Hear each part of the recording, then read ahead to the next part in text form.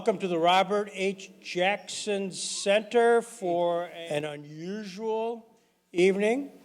I hope there'll be much mirth and merriment, a lot of laughs, but most importantly, honoring a very special person who will be introduced shortly. And for those who didn't get cards, there are only a couple left, so be sure you get them. I'm Greg Peterson. I am the co-founder of the Robert H. Jackson Center and one of the many, and there are many owners of the Jamestown Community Baseball, which is known as the Jamestown Tarp Skunks. Tonight's evening came as a result of an event last year at this time where somebody I'll introduce had an idea, and you'll get to soon know why you can't say no to the person who had the idea. And we did an event called Greg Peterson Unplugged, and it was very successful. And we thought we'd do one more, but honoring Scotty James has driven the audience tremendously. So we're excited about family members, friends, and everybody who no doubt has a story if we had an open mic, and we're not, by the way. So at this time, I'd like to introduce the guy who really started off as our master of ceremonies, and there will be a few people who will be talking, then I will. His name is Mike Bellani. His resume's a mile long, but for those who remember the halcyon days of Buffalo baseball in the 80s, early 90s, when they were the Buffalo Bisons, hoping to get a major league franchise, was drawing for 3, maybe 4 years, 1 million people. The man behind it, the P.T. Barnum of Buffalo baseball, was Mike Bellani. So we're delighted to have Mike here to kind of kick this off and to put this sort of into context, and then he'll throw it over to Christian Dole. So without any further ado, Mike Bellani. Mike? Thank you very much, Greg. Scotty, a pleasure being in your company. I always enjoy going to the ballpark and watching you control things and tell the umpires and the team what to do. But as Greg pointed out, I'm Mike Bellani, the former Vice President and General Manager of the Buffalo Bisons. But prior to that, and almost 50 years, maybe longer than 50 years ago, I was like Scott Kimberg as a sports writer, covering high school sports for my high school team for the Tonawanda News, a daily paper, much like the Jamestown Post-Journal, where they focused on local sports, high school sports. And I couldn't hit a curveball, so I saw writing as the next best thing to being there.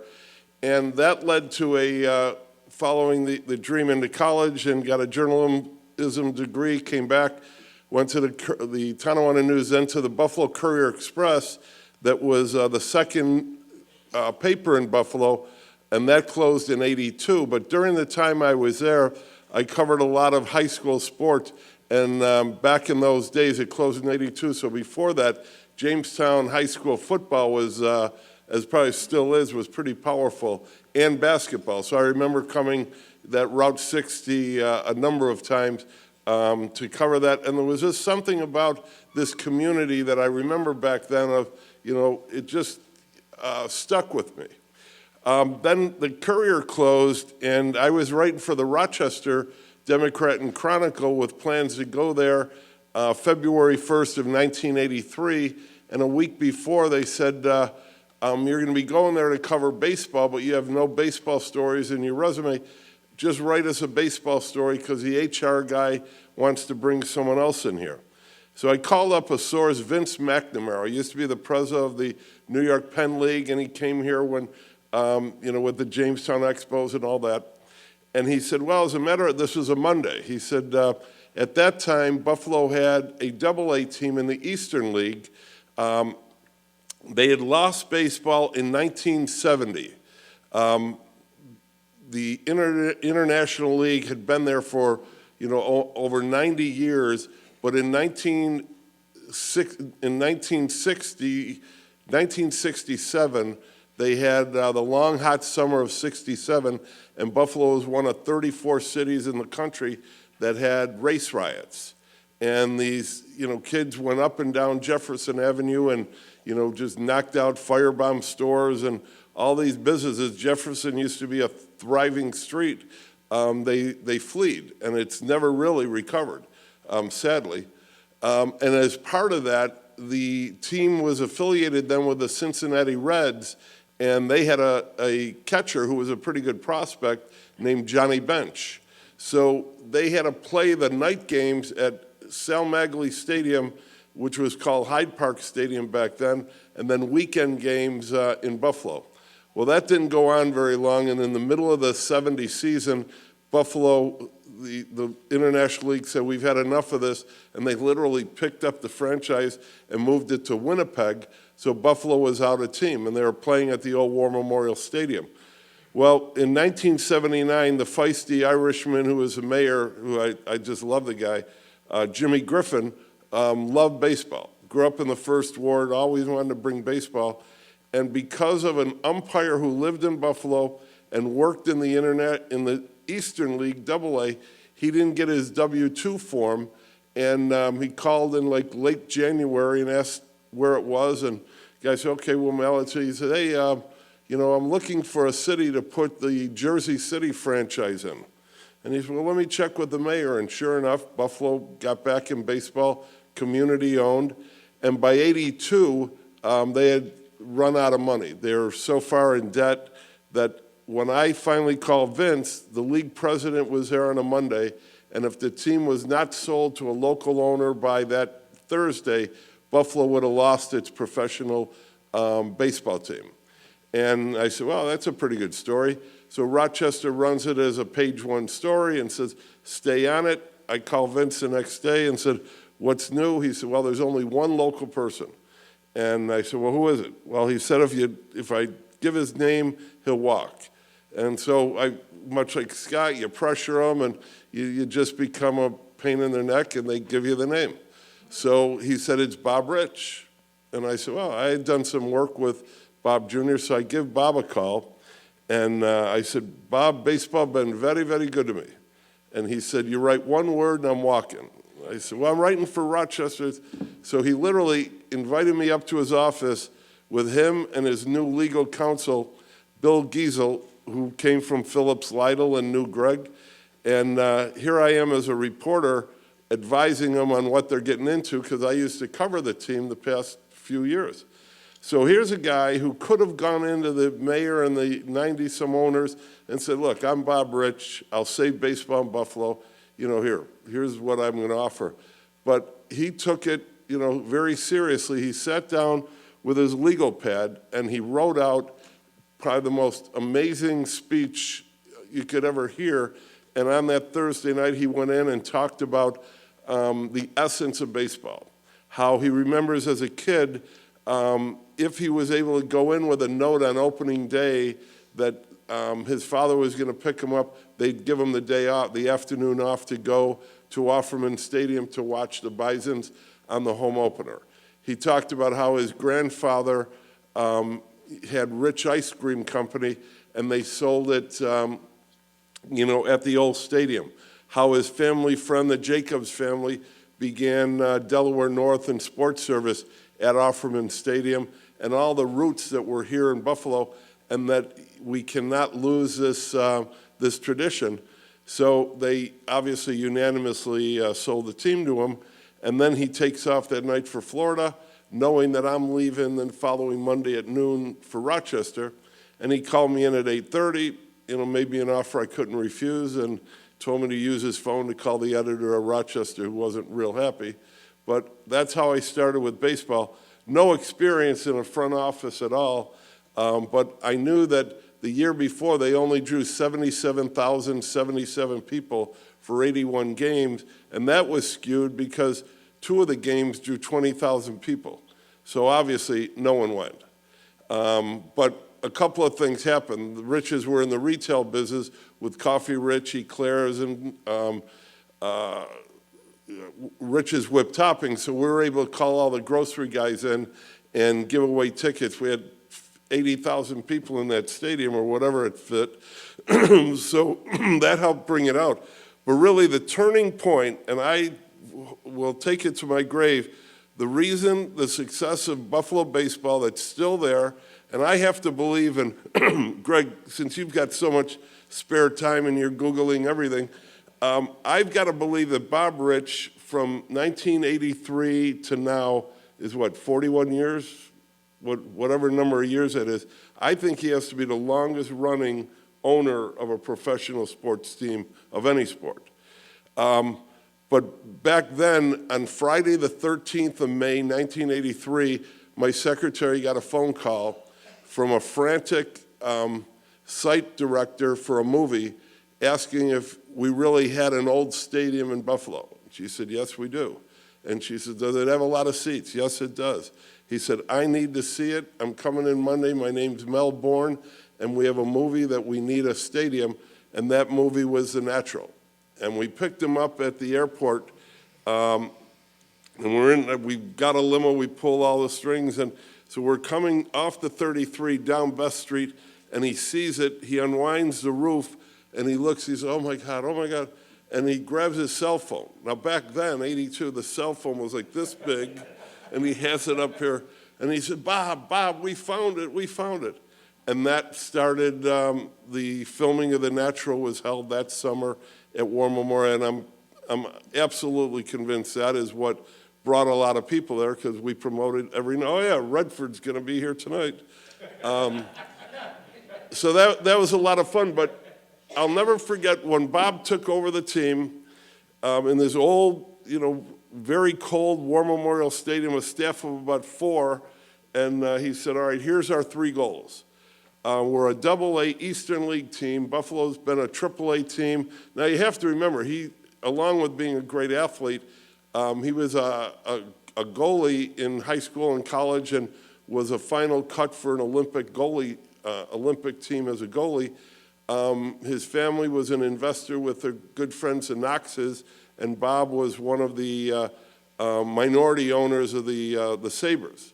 They had minority owners back then, and they didn't move the team, so I wouldn't worry much about Pagula doing that just yet.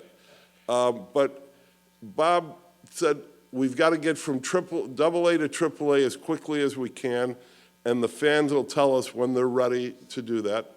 And number 2, we want to work with Jimmy Griffin and get a downtown stadium built, and then we want to bring Major League Baseball to Buffalo. I published a book that came out in the pandemic year of 2022, and the story on Bob Rich was those 3 goals, and that he went 2 for 3. We got to AAA in 1985, which was the 100 seasons of Buffalo baseball. And you just can't go under the third aisle at Topps and pick up a AAA franchise. There's only a set number that matched the number of major league teams. So at the end of the 84 season, knowing that 85 was our 100th year of Buffalo baseball, he got on the phone, he called every owner in AAA, in the International League, Rochester, Syracuse, and offered them $1 million cash and our AA team. Only one team took the offer, but with a whole lot of restrictions, and he said, no, I'm not interested. So then we looked at the American Association and said, well, instead of busing, we'll fly there, and they're all in the Midwest. And we found a guy, Milton Glickman, in Wichita, Kansas, that also had a college tournament called the National Baseball Congress, and we worked out a deal that not only did we get their AAA team, we moved our AA team there, but he didn't want to run it, so we ran it and we operated, and that led us to saying, well, why don't we, in our major league quest, Bob wanted to be the only owner to own all of the minor league teams in the system, which is really unheard of. The only one was Atlanta, and then they sold off a bunch of those. So that started us in that quest. So about a year later, we get a call from the New York Penn League that we could get a franchise in Niagara Falls for like $100,000 or something. So we put one up there, and they had a great mayor, another Irish guy, O'Loughlin. So we go and we're playing at, I think by this time it's now named after the barber Sal Magli, and things are going along well until Major League Baseball comes out with their mandates of upgrading the stadiums and locker rooms and things of this nature. And I think they, the Expos obviously came here and they weren't pleased, and somehow Jamestown lost the Expos to Vermont. And we're now, you talk about going full circle, the league president of the New York Penn League was an attorney, Bob Julian, who now is the president of your league. And so he comes into town, and I had scheduled a meeting with the mayor of Niagara Falls. At this time, he's Italian, and I'm Italian, and he gives a bad name to Italians. So he's 15 minutes late for the meeting, and he walks in, and he tells his brother, he said, look, the suits are here. They think they're going to shake down old Jake. Okay. So we said, all right, here, it's very clear. Major League Baseball says all this has to be done, and, or we can't keep a team here. And he stands up and he looks at Julian and he says, no one threatens Jake Polillo. Okay, Mr. Mayor, thank you. We walk outside. As we're going down the stairs, I call up our pal Greg Peterson and said, Greg, we have a league meeting in the New York Penn League tomorrow night. Can we make a motion to transfer our franchise from Niagara Falls to Jamestown? And without going to the board or anyone else, he took it upon himself in less than a second to say yes. And that's really how the Jammers got here. And, coming here has been, for me, it's been, I immediately sort of found a second home here because the people of Jamestown have always been, the warmest, kindest, nicest people you really want to see. You have, June and Russ Dietrich, I mean, they're like casted right out of a Hallmark movie. You just don't find, it's amazing, those two. Julie and Bruce Dudgeon, from day one, opening their house up to, the players coming over, and I watched their little kids, grow up. It's just amazing. Then you have, Randy with the Hall of Fame, and it's amazing I'm glad I got to see that. I can't understand why they don't have a building like that in Buffalo, and, the dedication you put in there. But having the newspaper behind, and, Scott just follows a long line of great sports writers, that have been there. And then you have Greg. And, I saw Cindy come in earlier, and she's a true MVP of that family to be able to, manage or attempt to manage Greg. But as we'll see here tonight, she has it made because he spends all his time up in the attic fooling around with all these videos and that. So that's what brought you to what he said earlier, in that I get a call when I first met him was 1985. Bill Giesel, the aforementioned attorney at Phillips Lytle, said, here, I need you to put a press pass together for Greg Peterson from Phillips Lytle. And I said, well, what does he have to do with the media? He said, it doesn't matter, just get him a press pass. All right. So he shows up, he introduces himself, and he's got these video cameras, this and that. And we're watching, and now members of the true media are saying, who is this guy? It's like 60 Minutes or, ESPN's in the dugout interviewing all the top players and, occupying and asking these questions. I want to get those uncut videos. And then that just began a friendship that's gone on, and he's been at every one of our major events. But everywhere he's got that's a great idea. Let's get him over here to interview him. So after all these interviews, and I never see him, and he says they're on YouTube, and I'll have to look that up one of these days, but I said, Greg, you love this place, you helped found it, why don't we have a night here and have your top uncut videos? And we did, number one last year, there were 14, and tonight we'll do another 14, and it's amazing. I have never, ever seen anyone, who allegedly is an attorney on the side, do this stuff as a hobby, but seems like a full-time job, and really put it together and then be able to, articulate these stories. So I know that, I gave you that idea. I still think, we're raising money for the tarp skunks to make sure they're, viable forever. We should now take like 100 of them, put them on a disc, and sell them for $10. You could do it for like $1.50 or something, and just sell them, at the park. Because when you see these, you're going to think that ESPN was here producing them. So it's just really an honor to be back here. I'll be back again, during the season, and I'm just so happy to introduce this next fellow. At this level of baseball, you very rarely find, someone who's going to be the general manager and running the team, stick around more than a year.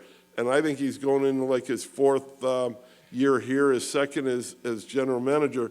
But Christian has really done a remarkable job. Obviously, it shows, being from the community, has an awful lot to do with it.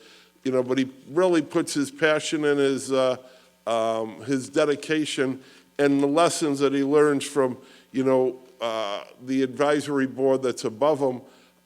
So I, ask all of you to really reach out and support this team this season. You'll be able to watch Scotty all year long, and then reach out to your friends and family and tell them, to come out and spend a night at the ballpark. So Christian, tell us about the Tarp Skunks this year. Well, thank you, Mike. I appreciate those kind words. And this is something that is special for all of us here. And Mike kind of highlighted a little bit on it, but talking about how there's a lot of different role players involved with our organization. And something that I'm not sure everyone knows, but that is really important about our organization is we're a community-owned baseball team. Community-owned. We're Jamestown Community Baseball. So everything we do is done in essence for the fans. It's done for the community.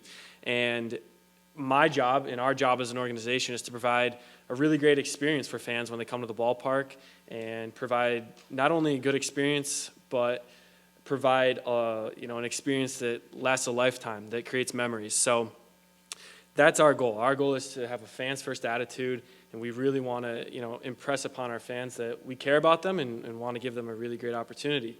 So I just wanted to take a quick second here to go over our 2024 promotional schedule. I hope all of you got a little schedule card here if you want to follow along. But if you can believe it, we're just 37 days away from our opening night on May 30th when we play our rival Batavia Muck Dogs. We're extremely excited for our season to begin and have a loaded schedule, I think, with some great and interactive promotions that everyone's going to love. So starting off on May 30th, we have our home opener with a pregame tailgate presented by Pepsi, and that will feature a pregame tailgate concert from the band Porcelain Bus Drivers. And we are going to attempt to pack the park and with the intent of we want to break the all-time home opener attendance record. So we need your support. Come out, listen to some music beforehand, and show our new head coach, Ben Julian, some support, as well as our team. Then shortly after, we have one of our biggest days of the year when the Chautauqua Regional Community Foundation will be hosting a community buyout game for all students from various schools around the area on Thursday, June 6th. We have schools from Jamestown Public Schools, Randolph, Sherman, Panama, Pine Valley, and Faulkner all attending for free. We've completely sold the game out, and we're really excited to offer this opportunity for the students in our area. Back in full force will be our $2 nights. We have 3 of them, and they will be on Tuesdays this year, with the first occurring on Tuesday, June 4th. So we hope to see you out and enjoy $2 bleacher tickets, $2 hot dogs, and of course, $2 beer. Another staple of our Jamestown baseball will be our firework nights in 2024. We have 2 of them. The first one will happen on July 1st, and that is sponsored by Jamestown Mattress. And we intend to kick off the Independence Day week with a bang and end our season with a bang on July 26th when we have Christmas and July fireworks presented by Collaborative Children's Solutions. Throughout the schedule here in June and July, we also have 4 community buyout nights where all tickets are free, thanks to Wegmans, Greater Chautauqua Federal Credit Union, Jamestown Community College, and Live CHQ, who will be sponsoring games on June 14th, June 23rd, June 27th, and July 11th in respective order there. On our June 27th community buyout game from Jamestown Community College, the first 100 fans in attendance will receive $10 off food vouchers, so make sure you get there early. And then one special event we have is on July 11th. We are partnering with Live CHQ to present a community buyout night, but it's not just a community buyout night. It's our first responders night, where we intend to honor all the first responders in our area and give them the recognition that they deserve. Another few promotions taking place this season that I wanted to highlight is the Tarp Skunks Kids Camp that will be on Saturday, June 29th, presented by Univera Healthcare and Prevention Works. We have Bark in the Park occurring this year, presented by Purina, and we have our Strikeout Cancer game where we are going to raffle off 36 pink Tarp Skunks jerseys. So we're super excited for all these events, and more info can be found on our website. Some new promotions we have for the kids this year are really exciting and something that I think the kids are really going to love. So in addition to our Tarp Skunks Kids Camp, our Tarp Skunks Kids Club, and allowing kids to run bases after weekend home games, we have a new promotion this year that will allow kids who wear their baseball or softball jersey to the stadium to get in for free at every game. So thanks to our Bucks for Baseball program, we hope this offer is something that the children in our area and children in the community take advantage of, allowing them to come to the game without that restriction of having to pay for a ticket. So we hope to see a lot of kids in the ballpark this year. As we get closer to the season, you're going to hear a number of different events being promoted to you. Like tonight, you'll see the words presented by, sponsored by, and that kind of just goes to show the effort and commitment that the local businesses, our owners, and everyone in our community have for our team. And none of these events could go on without their support. So from the bottom of my heart and the bottom of everyone in our organization, thank you for your support this season. As I wrap up here, I just want you to remember that there's only 37 more days until our opening night. So there's no better time for you to get your season tickets. Kids Club memberships will be on sale starting Monday, and you can go online to see our wonderful and new Tarp Skunks merchandise. At the conclusion of this event, I'll be out in the lobby where you can purchase season tickets if you'd like, and the winner of the Tarp Skunks jersey is Shelly Payne. So if you want to meet me out there after, we'll get you the jersey. So without further ado, I'm going to hand it over to Randy Anderson, who's going to get this show on the road for us. So, thank you. I wanted to echo what Mike Bellani said about Christian. We are so lucky to have Christian here as our general manager. He does an incredible job for us, and hope we can have him for a long time more. So I'm really looking forward to see what video goodies Greg has up his sleeve tonight. But with all due respect to Jamestown's premier interviewer, what I'm really looking forward to is the chance to honor and thank another Jamestown legend. Whenever one attends a ball game at Dietrich Park, there are three people you will inevitably run into: Russ Dietrich,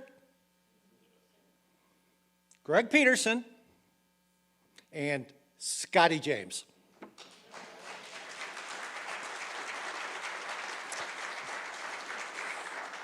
It's been said that Russ and Greg are so well known in our community that they cannot walk down 3rd Street without getting stopped by people that want to talk to them. Well, you can add Scotty to that mix. I know some of you have heard this story before, but it bears repeating.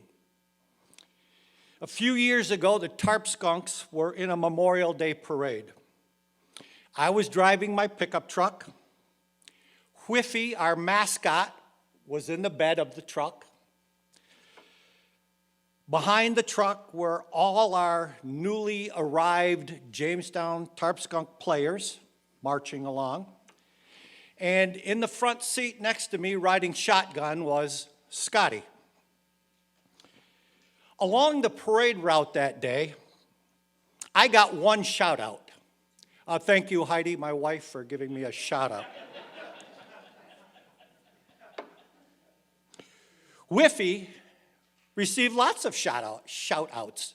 He's well known. Our brand is strong in this community. And the players received some polite applause. But the person who garnered the most attention that day was Scotty James. He had the window down, and his arm stuck out the window, doing his best Queen Elizabeth impersonation. And all along the parade route from, we were downtown and ended up at Lakeview Cemetery, all along the parade route, all I heard was, Scotty, Scotty, Scotty. Ever the cool customer, Scotty would say, what up? What up? When we got to the end of the parade route, one of the newly arrived Jamestown Tarpskunk players came up to me and said, does everybody in this town know Scotty? I go, yeah, pretty much. Barry Powell was the pitching coach for the Jamestown Tarpskunks the last 3 years. And he tells this. He says that if the Pope and Scotty were standing side by side on an altar at the Catholic Church in Falconer, someone would say, who's the guy with Scotty?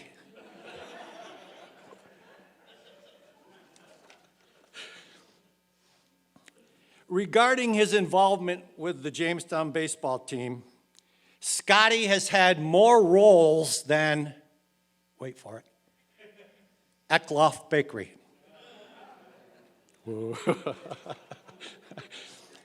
One of them, and not his finest role, is as an on-field singer.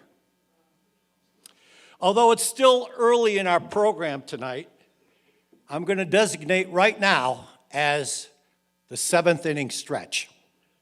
So please, everyone stand up and listen to Scotty take me out to the ball game. Here it is.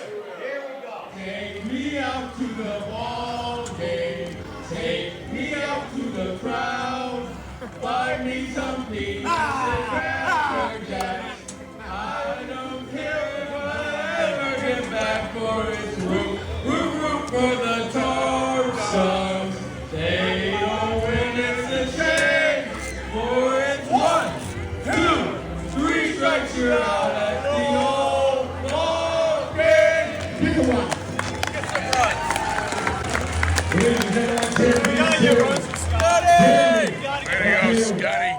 And master of most, not all. And but you got a big E for effort there, Scotty, so we look forward to you doing it again.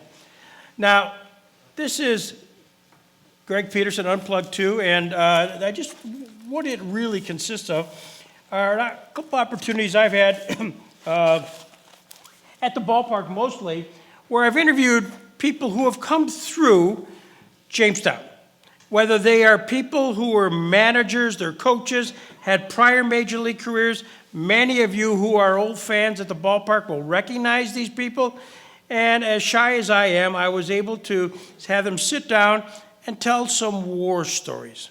Now, these are vignettes, small things, which I think you'll find with a degree of humor. I do. And so that's part of the process. Here, I'll try to give you a little backdrop. But what we're going to see first, what you're going to see first is my good friend Mike Bellani. He did the introduction, thank you, and he is a wealth of baseball, and he, together with Jim Overfield, did the history of the Bison's baseball, and you just got a snippet. It's an incredible, deep, dark thing. And most of what Mike said is true. So that's what makes him P.T. Barnum. Now, the best of all, well, you're going to see this. we had just become part of the Jamestown Jammers, the Riches franchise, moved down, as he mentioned, from Niagara Falls to here. We're starting the 1994 season. And as would have it, it was Memorial Day. We're ready to launch. There was a lot of activity. And the Smothers Brothers, for those that remember, the Smothers Brothers were here at the Reg Linnae Civic Center. And Mike said, we got to get on stage. Oh, okay. They just get on stage. Let's just roll out there. So I meet him at the appointed rounds before they open the door. And there's people all the way down 3rd Street. I mean, you can imagine Smothers Brothers. And Mike's got a bag. He's got a duffel bag. And follow me, Greg. Follow me. I go, Mike, I know a lot of people here. We just can't barge ahead. Follow me. I've never seen a crowd I like. So, therefore, we walk to the side entrance. He opens the door, and people are like, who are you? And he's turning to me. Well, Greg knows me. Greg will vouch for me. So I am just his foil. And so the next thing you know, we're walking down into the theater, walking down the aisles, and go into the green room. The green room, for those who know, that's where the actors are there. And Mike just storms in, and there's Tom and Dick Smothers. You got to be kidding me. What are we doing here? I'm done. In this community, I'm going to, the audacity. So he convinces them to let him go on stage at the end of their first part of their program. And you'll see it now. The Smothers Brothers.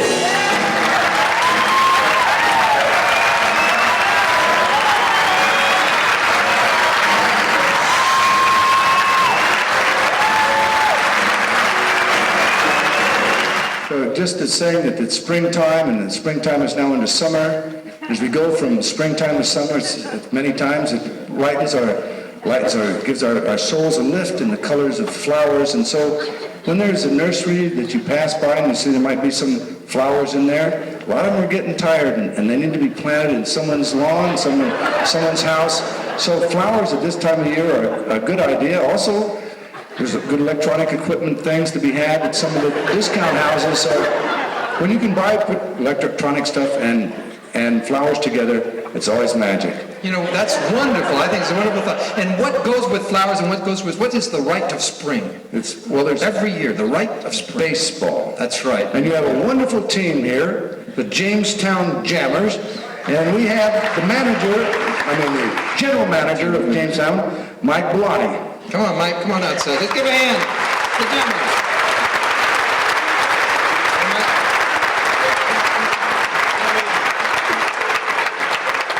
Tommy, a good friend of ours from Buffalo, Dr. Murph Clover, who you know so well, called us when he heard you were playing Jamestown and wanted us to make you an official member of the Jamestown Jammers because he said you are the baseball player of the family, and he said your number is Lucky 13. All right. Now,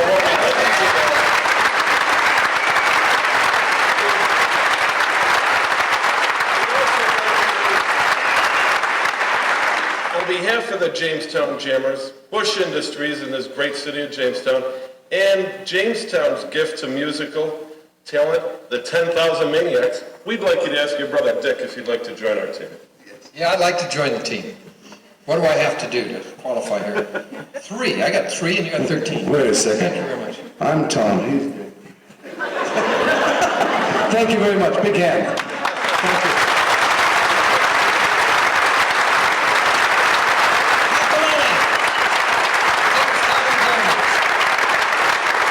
Well, I was hoping that Bush Industries was going to give me one of these thin cabinets for my...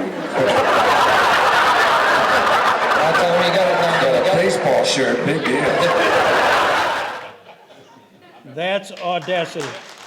Now, Mike, as I mentioned, was the general manager for the Buffalo Bisons for many, many years, and he talked about having the old timers games and all-star games, and really to bring a lot of attention to Buffalo. One of them was to have the very first AAA all-star game and the very first representative of the Buffalo Bisons during that AAA All-Star game was Benny DiStefano, their first baseman.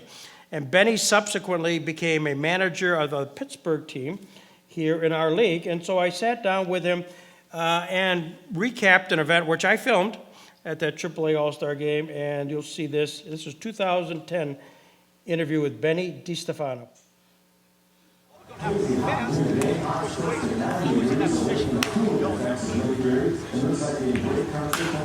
Before we begin, Yes. I want to say hello to Bob, Mindy, Bukowski, Dandies, and most of all, my buddy Kevin Hart. Oh, how Buffalo loves its jewels. Buffalo rates #1 in field of expansion. Bisons themselves. I think it's a great facility. Benny DiStefano led the team with 19 homers and 63 RBI. And then obviously being part of the first ever AAA All-Star game. Field is the home of the first AAA All-Star Baseball game.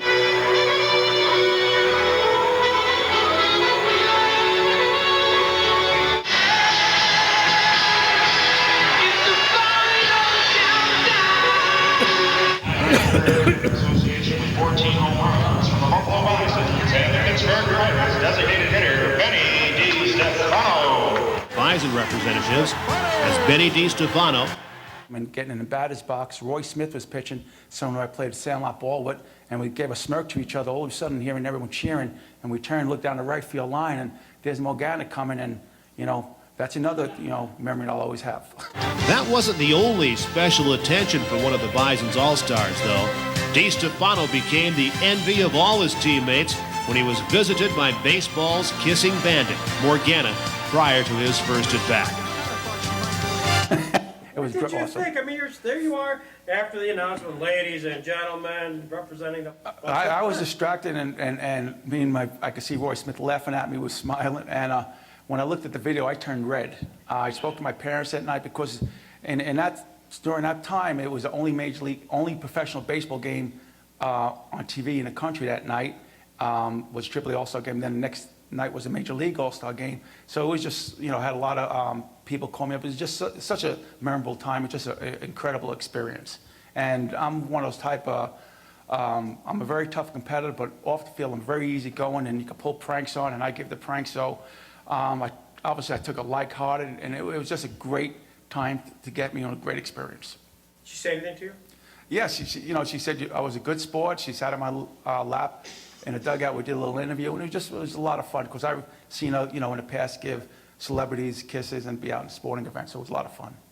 How did you dig in after that? I hit a little pop up to center field, but we had a lot of fun.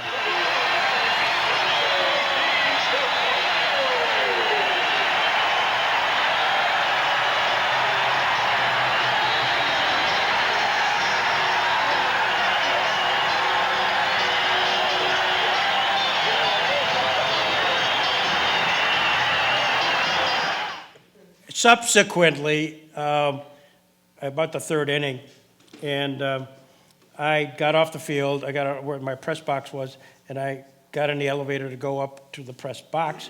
And sure enough, who was there but Morgana in the elevator?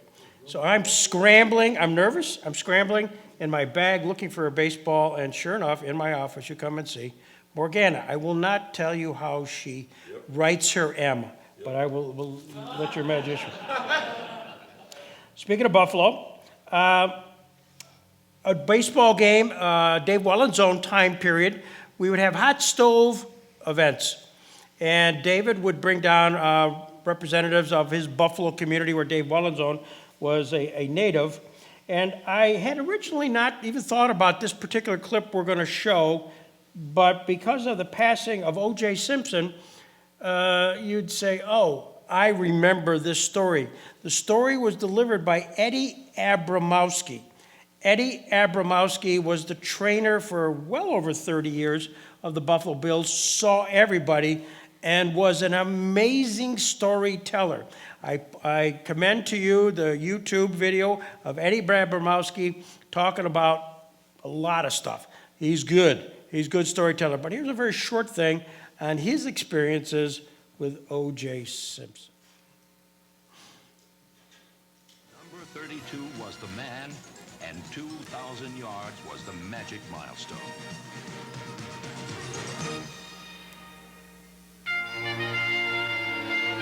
December 16th, 1973. A cruel wind whipped Shea Stadium. Snow spit from gray clouds, and temperatures tumbled into the icy digits. It was man against the elements and the odds. A single sentinel at the brink of immortality.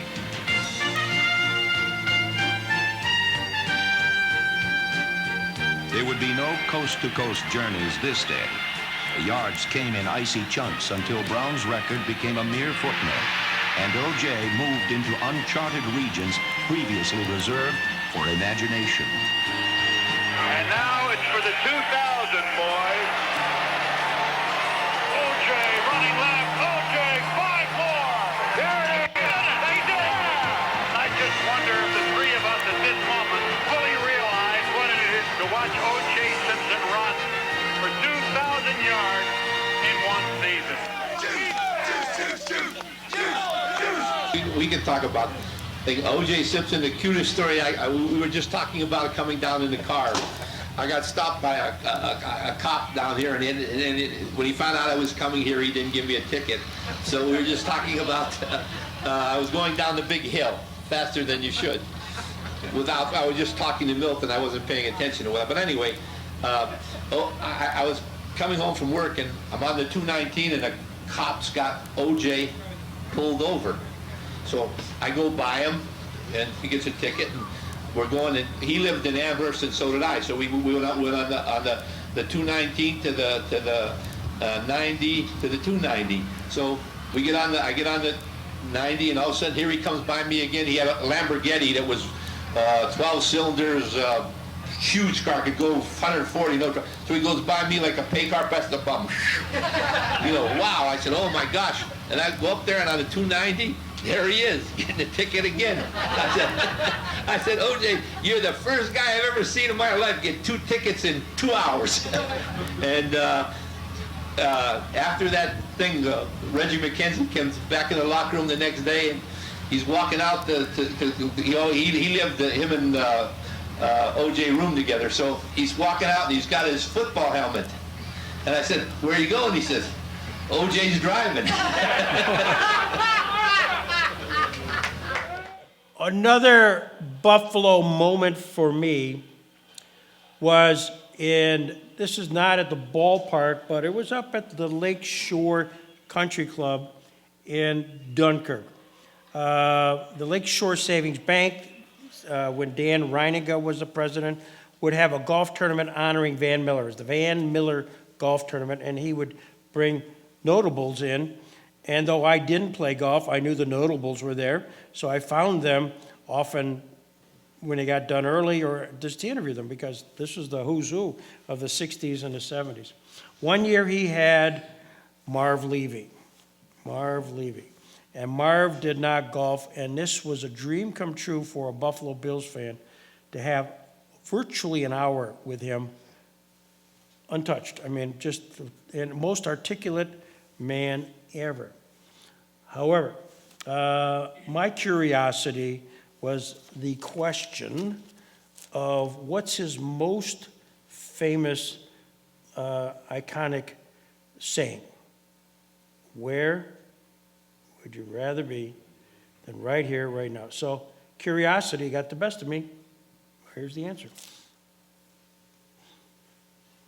Would you rather be than right here, right now?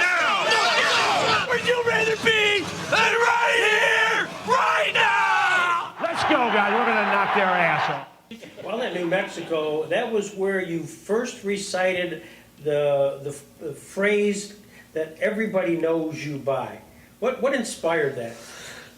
1956, I went to New Mexico with my own college head coach, Dick Clausen. He was the head coach. I went as an assistant, his backfield coach. Dick, after 2 years, was offered the athletic directorship after spring practice at the University of Arizona, and he left. And so, since it was late, they couldn't find guys, they hired someone from the staff. I was promoted to head coach. I was the youngest major college head coach in the country at the time. 40 years later, as the oldest coach in the history of the National Football League.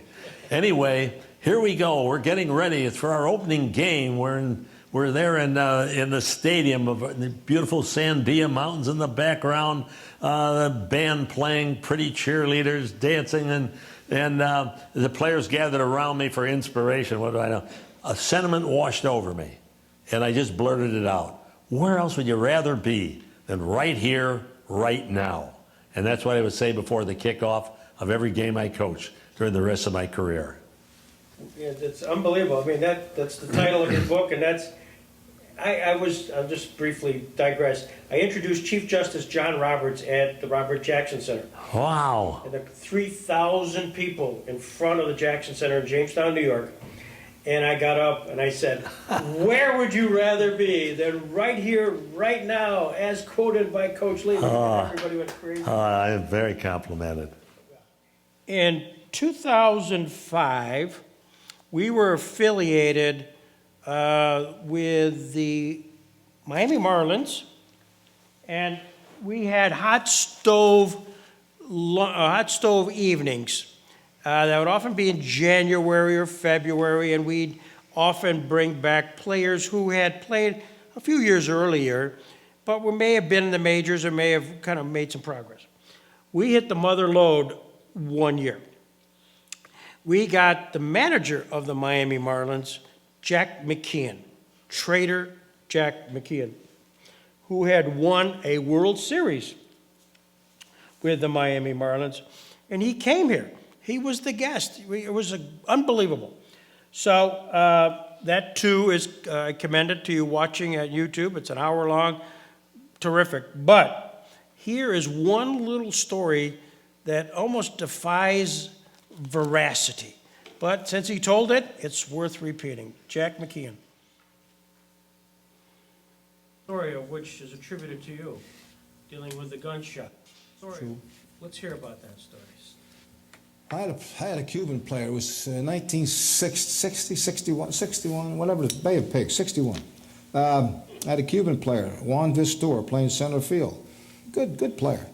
I coached him third base. He got a base hit to center field. Here he come around in second base, round third. I try to hold him up. Bing, right by you, out at the plate.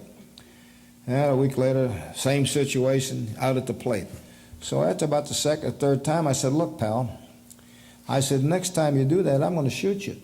And I just said it as a figure of speech. And long and behold, we went to Greensboro the next day on a road trip. And I went out to get a bite at lunch and happened to walk past a pawn shop. Blank guns for sale, $3.95. So I went in and bought 2 blank guns. Got enough cartridges. In fact, I still got some. And I still use it to shoot the geese. But anyway, I put it in my back pocket. And because I knew it was going to happen again. So about 2 weeks later, he's on second base. It's 2 outs. It's a ground ball hit up the middle. The shortstop goes over, knocks the ball down, picks it up. Here he comes around third, and I throw up the stop sign right on by me. I whipped out that six gun. I shot them bullets at this guy. He dove for about 30 feet through the air, the guy threw the ball in, hit him in the back of the helmet. The ball ricocheted into the dugout. He scored. And he's laying on the ground with his hands covering his head, trying to peek out to see who's shooting at him. But I never had any more problem with him. Unbelievable. As I mentioned, over the last 20-some years of when we had New York Penn League baseball, you never knew who really the managers or the coaches were, but inevitably they would be retired. A lot of them were retired Major League ball players, and some with really significant credentials. And one of them was a pitching coach for the Tigers. He'd come in, and he was a pitching coach. I'm trying to think the affiliation of the Tigers at the time, but it was Bill Mambuquette. Bill Mambuquette, for those of my vintage, had his baseball card. He threw a couple no-hitters, and just a really high-end guy that we had a chance to interview. However, he also had a reputation as a guy who not only threw a lot of strikeouts, but also a lot of home runs. So he, in a self-defacing way, talks about that in this clip from 2001. Bill Mambuquette. Boston Red Sox pitcher Bill Mambuquette. When I pitched against the Yankees at Fenway especially, I used to just watch batting practice. Here comes Richardson. He hits line drives all over the plate. And then Tony Kubek hits the ball the other way. And then the bombers were coming.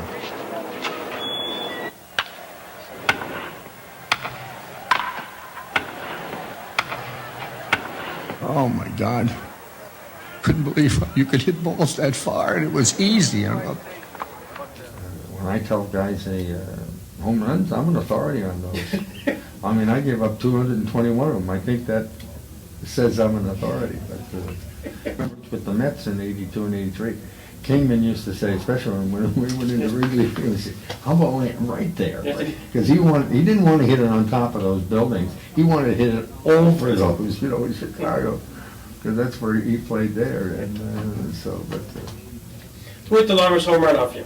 The longest home run was Leon Get Your Rags from Daddy Wag's Wag. And he wore me out. And I must have been tipping my pitches or something. Because we were playing in Dodger Stadium.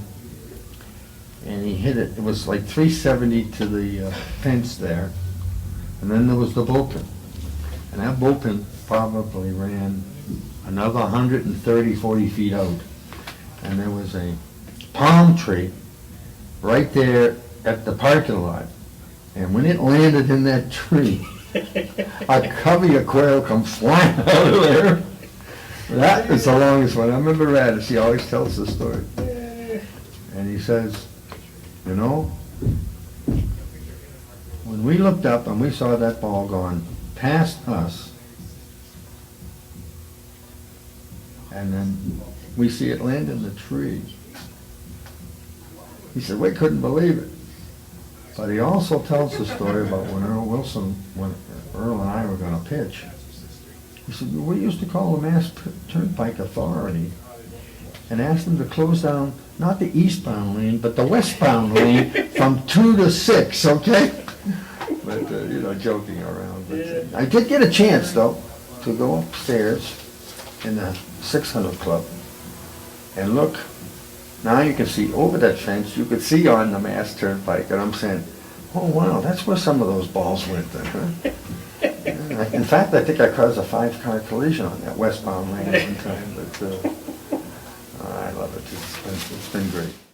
Nearby in Warren, Pennsylvania, was an extraordinary individual, pitcher for the Milwaukee Brewers, Tom Tellman. Tom Tellman pitched at almost 10 years with various teams, but most importantly, the Milwaukee Brewers. And he came up here for Chautauqua Sports Hall of Fame event last year. And he told the story that we wanted to make sure got out of the way before we did the buffet. So this is Tom Tellman, and really talking about Gaylord Perry. I'm going to learn just a couple of highlights, because I've known some of his stories, and the story he's going to lead off with, because it's so appropriate for a buffet meal, is the Gaylord Perry story. So if you could lay that out here and say, and believe me, some may blush, but it's okay. It's okay. But anyway, getting back to the Gaylord Perry story, this had to be June 1979. I was in Hawaii at the time. I made it to the last day of spring training, and Mickey Lolish, who was pitched, won 3 games in a 68 series. He was my roommate in spring training, and he had a guaranteed contract. It was his last year. So it came down between me and Mickey, and they weren't going to pay me and Mickey both. So I went back to AAA. But Steve Miura, one of the starting pitchers, he hurt his arm and was going to be on the 15-day DL, so I got called up. It was over, and I just couldn't believe I was in the big leagues. So I go in the locker room, and in the big leagues, they had a big, they have 4 or 5 buffet tables and all kinds of food, and we didn't get that in the minor leagues. So I went in, I rushed in, I took a shower real quick, and I dried off, and not even thinking, I walked right up to the dinner table and started filling my plate up. And I forgot to put clothes on. So standing at the dinner table, buck naked, and Gaylord Perry yelled out to me. He goes, "Hey, Rook, there's no dangling at the dinner table."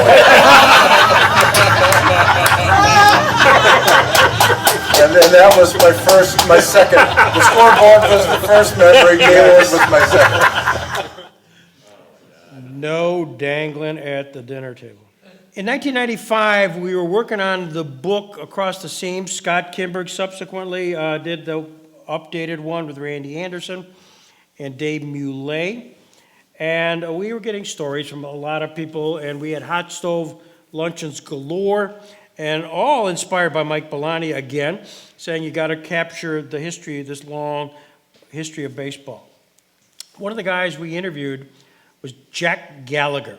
Jack Gallagher was the very first bat boy for the Jamestown teams, which is the Jamestown Falcons in 1941. Now the place, Jack, a rockin' tour extraordinaire, I mean, that is a comedy hour if you ever really want to watch Jack Gallagher. But there's one story, they would used to go to a news store called Gunnell and Carlson, and there they would watch and put up the scores. I mean, it was just chalkboards, and they put up the scores. So Jack tells this story about the guy who kept scores. So this is Jack Gallagher's story. Pat Gallagher, a little short guy. Tell me about Pat Gallagher. Little mustache. I don't think he had a tooth in his head, did he? God, he used to be back there by that ticker tape, you know. But Pat used to post all the scores down there. Pat's up there keeping score on the board. He, gets it off the tape. So, I don't know what team it was, but they scored 11 runs in one inning. So one of these wise guys says, Pat, how can that be? How many ball players on a team? Pat says 9. He says, how the hell can they score 11 runs? So he erased it and put up 9.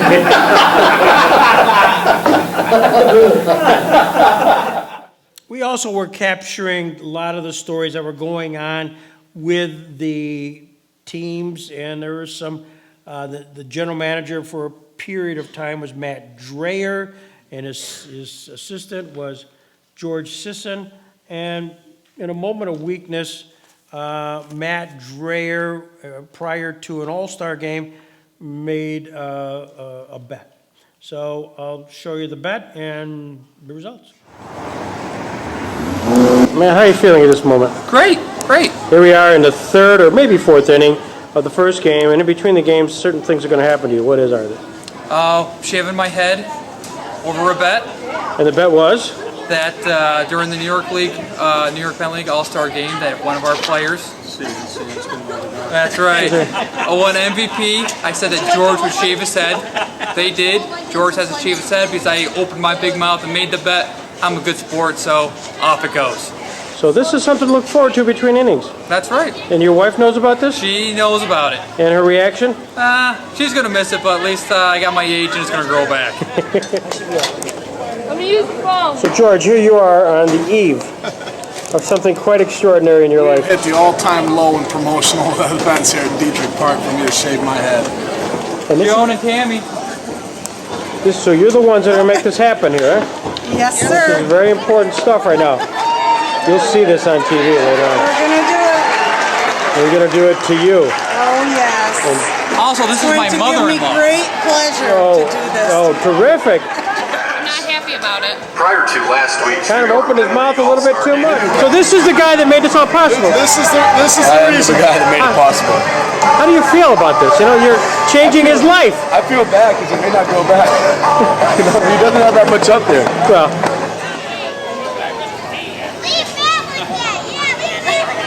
Just like that. remember this, Scotty?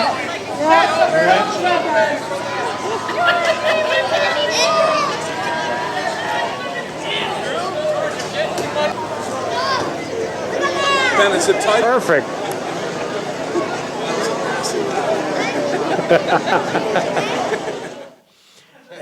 As it turned out, the prediction of Gabby Sanchez was that George's hair probably will never grow back. In fact, it hasn't. So George is still waiting for the return.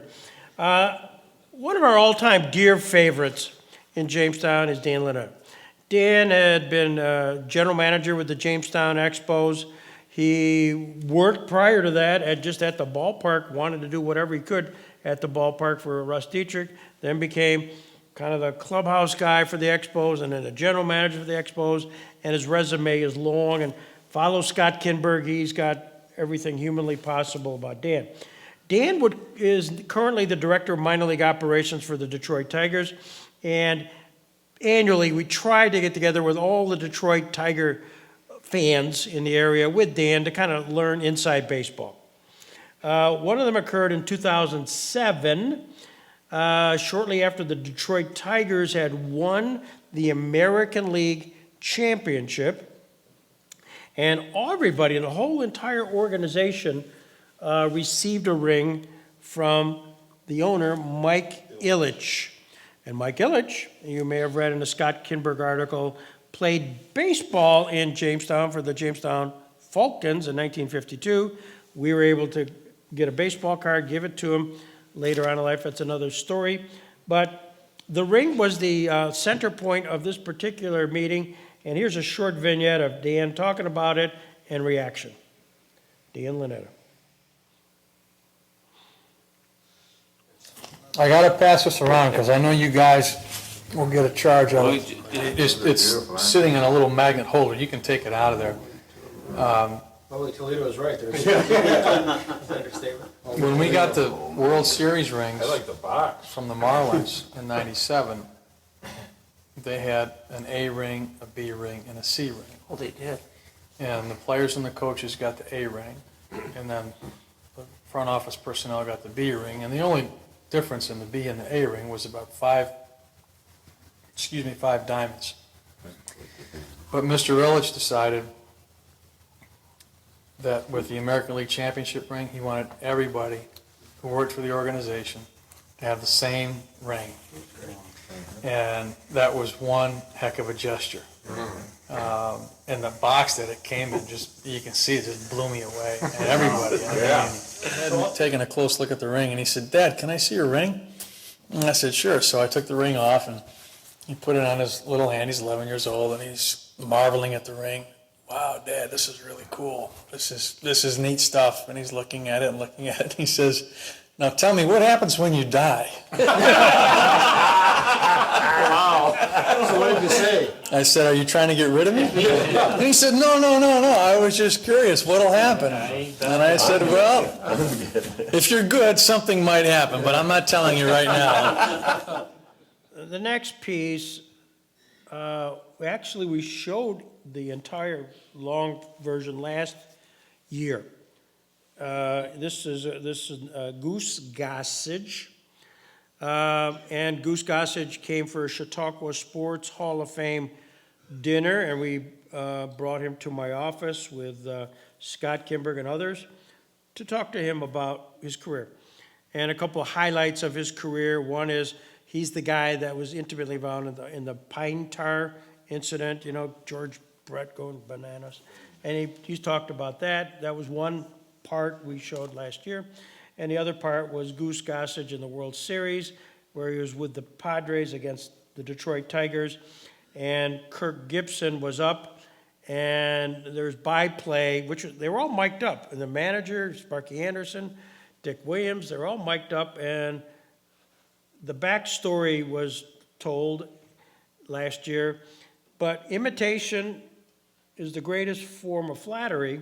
So I'm watching TikTok, and I hardly know what that really means, but all of a sudden I'm seeing this sort of 1 minute plus segment, and it's my video. It's my video. This guy sliced and diced it, and it's hilarious. It's even better than I remember. So this is Goose Gossage on an interview we did in Jamestown a long time ago, and I forget, Scott, but it was a long time ago. Well, if I faced Gibson, and I did on him, and he'll even say it, if I faced him 50 times, I struck him out 49 times. And Dick Williams is going 4, put him on. I'm going, no. I said, no, I don't want to walk him, I don't want to walk him. You told him 4, he's coming out. I've had good success. I mean, I've got to cut, you mean you're talking about striking him out? Yeah. He don't want to walk you. He don't want to walk you.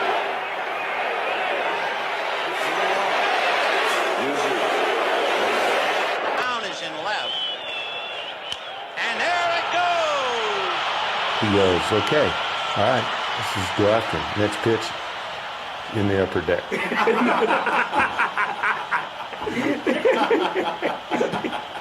Shit. Should have walked him. So that was the shortened version of last year, and I was thrilled. And all of this, really is a continuum of baseball. The love of sports, the love of baseball, and things that happen in our community. And without waxing longer than we needed to, but the Jamestown Tarp Skunks is a product of that. There's 50 people who've invested in this area called the Jamestown Community Baseball to keep baseball here, to make an effort.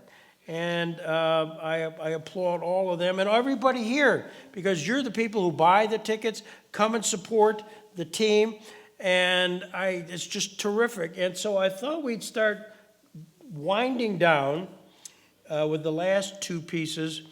One is perhaps the most, to me, over the last now being fourth year of Tarp Skunks baseball, the wildest thing I have ever seen. So with that, this is 2021. For those who were there, you'll remember it, and for those who weren't there, you'll probably wish you had. Justin Bailey. You're from where? Woodstock, Georgia. And your position? Outfield. What do you think of Coach Bizot? Oh, he's the greatest. He's showed us around. It's just been the greatest time so far. The 5 games, Bailey's taking off on the ground, and he's way home. Bailey's gonna head home. Oh, he falls down, gets up, and he's gonna be. Oh no!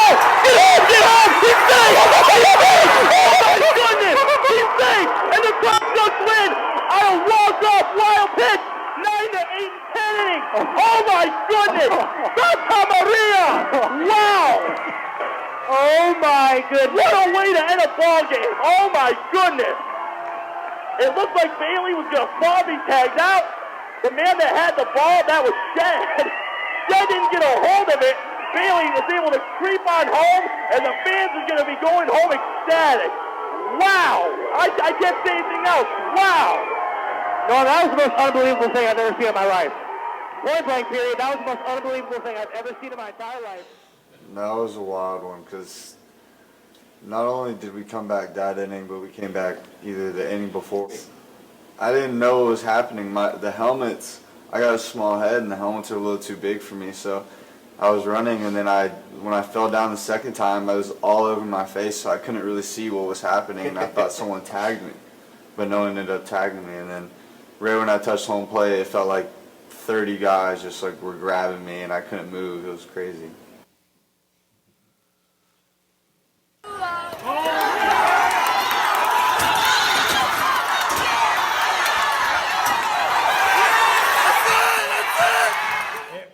He came in from second base, in case you didn't get the flavor of that. It was a wild pitch from second. He was on second base. Justin Bailey was on second base. And 2 innings prior, we were down by 2 runs, and we needed this game. And there was something like the bases were loaded, and there were 2 outs, and this guy, there was a pop fly in the infield. And it dropped. And we scored 2 runs to tie it. And then going 2 innings later, we had this crazy thing where I think there was 2 outs, and Justin's on second base, and wild pitch. So he scored from second base on a wild pitch, and that was the wildest scene. But that happened in 2021, and that set the scene for what has been very, very exciting action in Dietrich Park.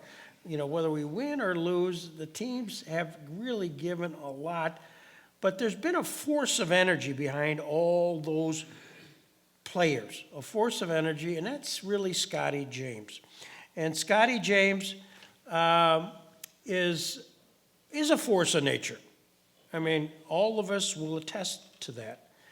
And so I want to conclude with this piece, then I'll turn it back to Randy Anderson. And this occurred in 2021. I had a chance to interview the players, kind of an exit interview. And you'll see how it ends. But now this is my salute, our salute, the Jamestown Tarp Skunks salute to Scotty James. The best Scotty James story. My favorite Scotty James story, just anytime he's on a baseball field, he's so intense. He's sometimes more intense than the players on the field. He wants to win as much as anybody, and watch him out on the field. If he was still able to play, I would want him to play every game, because he's a man, especially on the field. He does a lot for us. There's not one story I could probably list that was greater than the next. They were all great. He's a great dude. I have a lot of stories about him. I got the funniest one that was when he raced Radio from Elmira at home. We did the little hot dog race. Unfortunately, he didn't win that one, but it was cool to see the whole team cheer him on, even though he was in last place. He was a good sport about it too, because he has a little battle going with Radio. I don't know where it came from, but it was cool seeing him try his best there and try to beat Radio. One day in the locker room, we had our pregame meal was we had some meatballs and pasta and stuff, and I forget, it was Scotty and somebody else had a competition who could fit the most meatballs in their mouth, and Scotty won. It's a good Scotty James story. The Scotty James story was definitely from last year, I'd say. Okay. I think it was one of the last weeks we were here, and I think Scotty pulled up to the dorms and hung out with us. I think that was my best Scotty James. Just interacting with him away from the field for once was fun. The big thing, I think, after we would win or lose or whatever, he would always dance and stuff for us in the locker room. And we would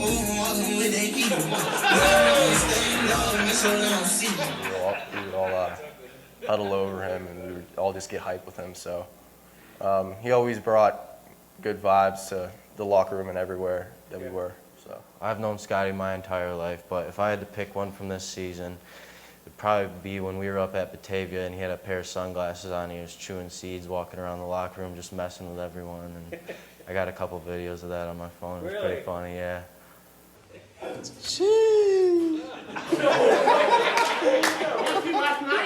That Scotty James story, though, really just, every day just seeing him. I had a little mishap with my arm halfway through the season, and Scotty definitely reminded me every day how it happened, just messing with me, because it was just a goofy story. I just fell over, and it happened, and Scotty made sure to remind me that I need to stay on my own 2 feet. Kept you humble. Yes, he made me very humble. Give me your best Scotty James story. Oh, him coming in the locker room after every win, and then we play, all we do is win, and he's dancing around, jumping around. I think that's awesome. And then he's always ragging on the guys, and he's great. I don't think we would have been here with the full season without him, because it would have been tough with all the laundry and everything. And he does everything. He stays late, stays in the clubhouse. He just does everything for this team. we went up to Auburn, I think it was 3 weeks ago, maybe. It was somewhere middle of the season. And it was a tight ball game all game, 3-2 game in the sixth, I want to say. And in the sixth inning, whole game, he's like sad, mad because we're losing. And then in the sixth inning, we put up a 10 or 12 spot, and we go up by a lot. And all of a sudden, he's jumping around the dugout, and we all go in the dugout, and we look at him, we go, oh, now you're happy, because you weren't happy with us before, but now that we just scored 10, you like us again. And that just, Scotty meant so much to this team, and I'm so grateful I got to meet him. Oh, yeah. After every win, just super electric, so passionate about, Jamestown and the Tarp Skunks. It's great. He's just a ball of energy, and it's great to be around. Scotty James. Whenever we win a game, one of our teams has a speaker, and he plays the song, All We Do Is Win, Win, and all we do, like in the locker room, we huddle around Scotty. He's like, all we do is win, win, and we just gather around Scotty, we jump with Scotty and celebrate the win. I'll probably remember that for the rest of my life, because he's always so happy when we win, and it was just fantastic to see.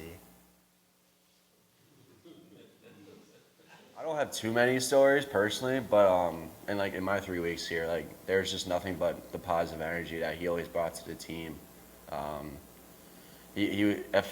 felt like he was like always there for me, even though like when I needed it or when I didn't need it. It's just like he was always there, like talking my ear up to everyone, and it's just like that's something like you go back in the day and you're like, that's just something I always needed, and it was just awesome for him to like just be that person for me. Kind of felt like, yeah, no, he was definitely one of the most impactful like people, like out of nowhere for me. It was just like I'm blessed that happened. Scotty's an awesome clubhouse manager, always takes care of us, and I hope we took care of him too. We did the same. The greatest kind of things that happened this season was that article about him in the Post-Journal and all he does for the organization and just the community as a whole. You know, Scotty puts in a lot of work, a lot of hours, taking care of us, washing the jerseys and everything like that. I mean, that was probably my greatest memory of him this year. From our clubhouse manager, Scotty James. Hi, guys. Joey.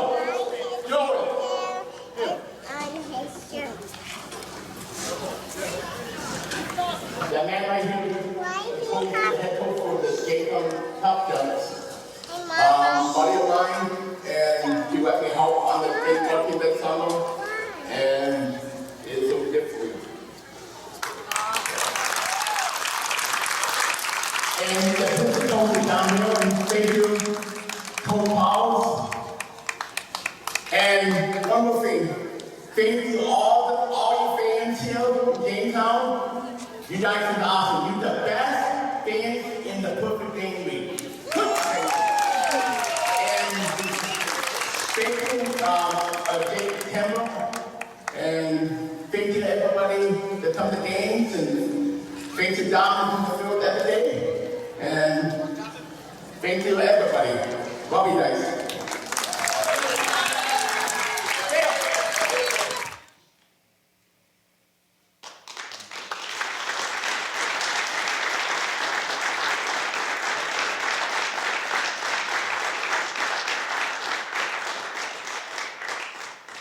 What you just saw was a small sample of the impact Scotty has. I want to read a couple of messages that we received from people who were unable to attend tonight. Scotty was a constant presence at the stadium as a rabid fan, an usher, a between-the-inning game contestant, and our unofficial security guard.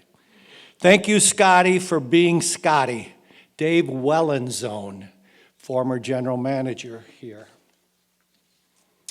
Scotty James was a fixture and a part of many teams for over a decade at Jamestown Community College. He has a passion for basketball and baseball. He has forged a special relationship with former head basketball coach Mike Cordovano and former head baseball coach Anthony Barone. The many years that Scotty has worked with these teams at JCC has produced many special relationships, not only with our coaching staff, but our players, our parents, game officials, and opposing coaches and teams. Everybody knows Scotty and how he was a part of the Jamestown Jayhawk staff. No one worked harder or wanted to win more than Scotty. He knew what it meant to be a true Jayhawk through his passion for the program and his hard work. He forged a special relationship with so many people. Scotty always wanted to win, but he always showed respect and sportsmanship to opposing coaches and teams. And everywhere the Jayhawks traveled, those coaches were always looking for Scotty, and they were waiting to hear those special words. How you doing, coach?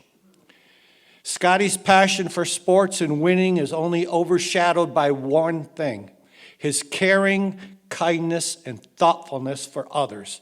He has always given cards and notes to coaches and their families for special events and occasions, and he donates to causes for people in need. Scotty has been around Scotty has been around championship teams, but it's easy to say JCC Athletics and so many other athletic programs in our county have been fortunate to have a championship person in all our programs, Mr. Scotty James. Scotty, thanks for everything. Keith Martin. And my last one. In my many years of coaching and being on the sidelines, in dugouts and gymnasiums, and many years as a sports spectator sitting in arena seats, I've had the pleasure and the honor of seeing someone who might be a bigger sports fan than me. Scotty has been called the face of baseball in our area, and he's been seen on the field at Jamestown Jammers games, thank you, at JCC baseball games, and at local high school baseball, softball games. As much as he loves sports played on the diamonds, I've also seen Scotty at local high school and college basketball games, football games, and wrestling matches. In many of those cases, Scotty isn't just a spectator. He's in the dugouts, on the benches, or in the seats around the mats.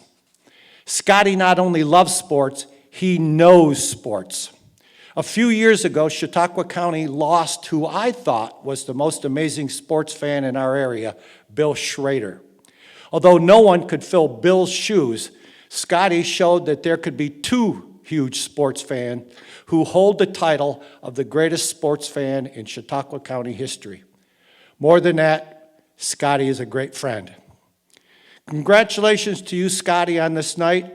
And thank you for all you do for so many teams, coaches, and players throughout our area. Paul Lombardo.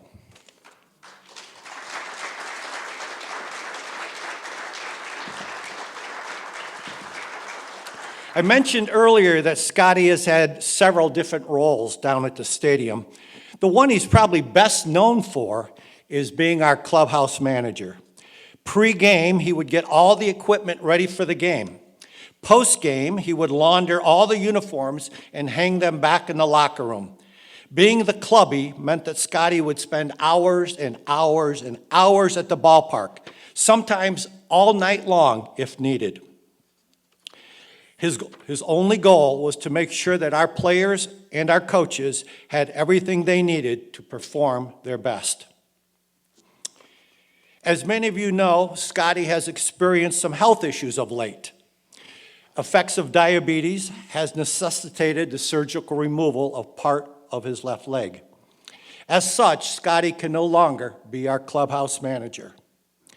But to ensure that Scotty will continue to be a part of the Tarp Skunk organization and to attend ball games at Dietrich Park, the Tarp Skunks, in cooperation with the City of Jamestown Parks and Recreation Department, have worked together to make Scotty's visits to the stadium as easy as possible.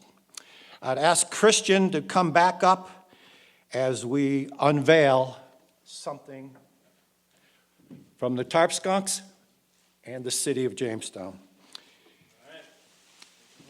What you'll see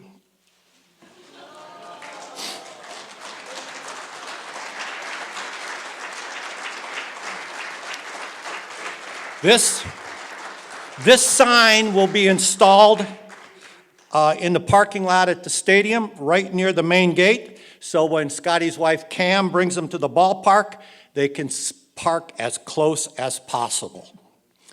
So don't even think about parking in Scotty's spot. And once Scotty gets into the grandstand, Scotty will have his choice of seats anywhere in the stadium. Christian?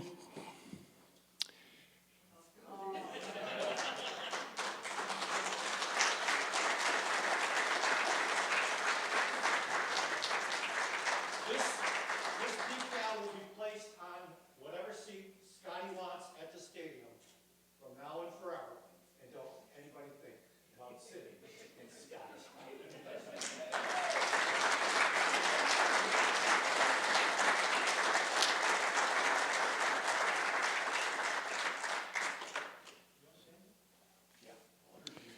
Scotty, thank you. thank you for everything you've done for Jamestown baseball and our community. Scotty?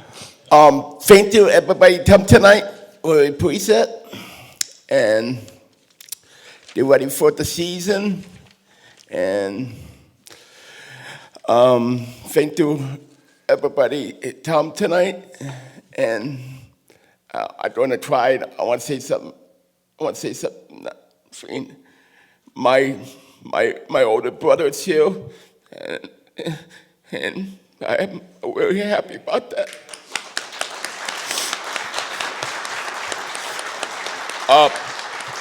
Tell you something is, my mom looked down on me now, and my mom, I think I'm really proud of me about everything that happened to me in my life.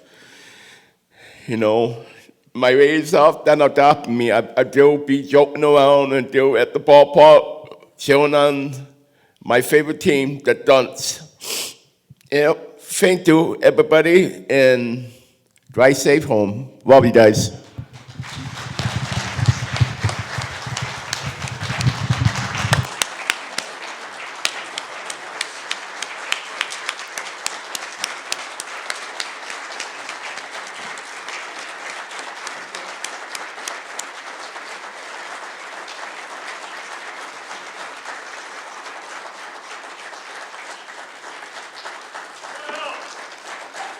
What up?